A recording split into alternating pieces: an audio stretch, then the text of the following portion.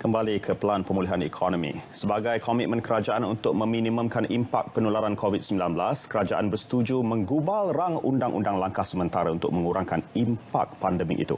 Bagi mendapatkan maklumat lanjut mengenainya, kita bersama wartawan Mohan Chinasamy.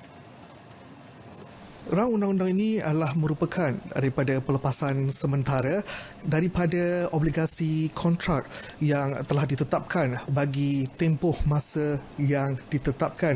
Baik, bagi mendapatkan penjelasan yang lebih lanjut, saya bersama dengan Menteri di Jabatan Perdana Menteri Bahagian Ahli Parlimen dan Undang-Undang Datuk Taufiquddin Hassan.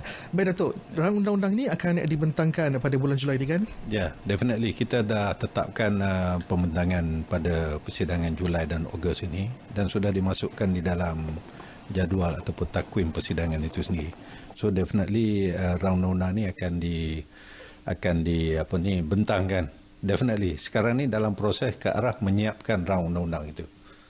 Baik Datuk, persoalan saya adalah apakah yang akan ditekankan di bawah rang undang-undang ini dan mengapa keperluan untuk bentangkan ataupun membuat pengubalan rang undang-undang ini?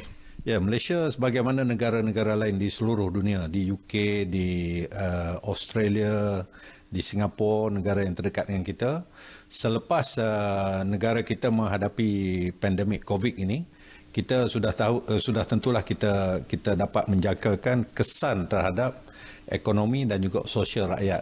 Oleh sebab itulah kerajaan Malaysia telah memutuskan untuk menggubal suatu akta melalui rang undang-undang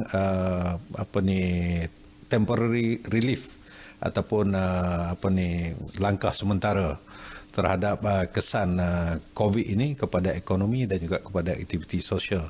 Jadi atas dasar itu kita telah mengambil inisiatif yang begitu jelas dengan merangkumkan semua aspek yang dilibatkan dengan banyak sekali akta-akta yang melibatkan seluruh sektor ekonomi dan juga aktiviti sosial, dengan harapan bahawa dengan adanya undang-undang yang akan kita gubal ini, dia boleh mengurangkan atau meminimalkan kesan-kesan daripada pandemik COVID yang dihadapi oleh rakyat kita ini. Baik, Datuk, sebelum ni Datuk pernah maklumkan orang awam boleh memberikan cadangan bagi penambahbaikan atau sebarang perubahan bagi pengubalan rang undang-undang tersebut. Ya, kita sudah memberikan ruang yang secukupnya kepada seluruh pemegang taruh ataupun stakeholders kepada aktiviti ini, dan sekarang ini alhamdulillah melalui pelbagai-bagai saluran yang kita berikan, kita menerima begitu banyak sekali pandangan, cadangan dan juga mungkin contoh-contoh yang diberikan kepada kita untuk membantu kita mewujudkan temporary relief bill ini untuk kita bentangkan. Jadi setakat ini di pihak saya sendiri bahagian awal undang-undang, kita menerima lebih daripada 200 pandangan melalui saluran yang kita sediakan. Begitu juga pada masa yang sama, di pihak kita, kementerian-kementerian dan juga pihak bahagian hal ehwal undang-undang dan juga Jabatan Peguam Negara, kita mewujudkan sesi libat urus ataupun engagement dengan banyak sekali pihak-pihak pemegang taruh, termasuklah NGO dan juga Civil Society Organisation, CSO, pihak badan peguam, majlis peguam, dan juga termasuklah wakil-wakil daripada Kerajaan Sabah dan Sarawak. Oleh kerana di Sabah dan Sarawak kita dimaklumkan bahawa ada perundangan yang memerlukan kepada konsen daripada kerajaan negeri, jadi kita telah memutuskan kita libatkan pelibatan daripada pihak kerajaan-kerajaan negeri Sabah dan Sarawak itu sendiri. Baik Datuk, di bawah pelan pemulihan ekonomi jangka pendek yang telah diumumkan oleh Yang Berhormat Perdana Menteri Tan Sri Muhyiddin Yassin pada hari ini, bagaimana Datuk melihat rang undang-undang itu boleh membantu daripada aspek ekonomi, kerana kita lihat penularan wabak COVID-19 ini sedikit sebanyak telah memberikan kesan buruk kepada rakyat, terutamanya daripada aspek pembangunan ekonomi.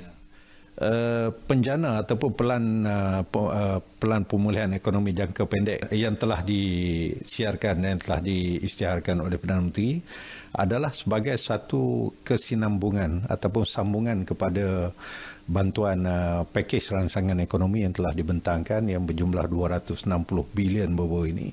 Jumlah yang telah diisytiharkan oleh Perdana Menteri sekejap tadi satu jumlah yang besar juga yang menjadikan suatu jumlah yang keseluruhannya cukup besar yang bagi pihak kerajaan kita merasakan ini adalah suatu bantuan yang mampu menjana kembali ekonomi rakyat dan dari segi pusingan modal itu akan membantu memulihkan pertumbuhan ekonomi negara secara keseluruhannya. Itulah harapan kita. Ya. Baik, terima kasih Datuk. Begitulah penjelasan daripada Menteri di Jabatan Perdana Menteri, Hal Ehwal Parlimen dan Undang-Undang Datuk Tauhidin Hassan. Apa yang kita pasti adalah pengumpulan rang undang-undang ini adalah boleh dikatakan bagi menyelamatkan ekonomi negara kita selain membantu mengurangkan kesan penularan wabak COVID-19. Sekian sahaja laporan saya, Mohan Chinasamy, RTM.